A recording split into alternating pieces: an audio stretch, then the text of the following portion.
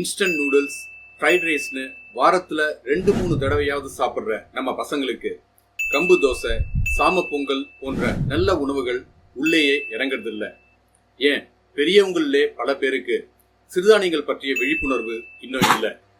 7000 வருஷம் பழமையான இந்த சிறுதானியத்தை அரிசி, கோதுமை போன்ற உணவுகளை அதிகமா பயன்படுத்த தொடங்கினதுக்கு பிறகு மறந்தே போயிட்டோம். டயபிட்டிஸ், பிபி போன்ற நோய்கள் அதிகமா பெருக பெருக இப்பதான் திரும்பவும் நம்மளுடைய கவனம் சிறுதானிய பக்கம் திரும்ப தொடங்கி இருக்கு. கள்ளிச்செடி வளர யோசிக்கிற இடத்துல கூட இந்த சிறுதானிய வகைகள் வளரும்.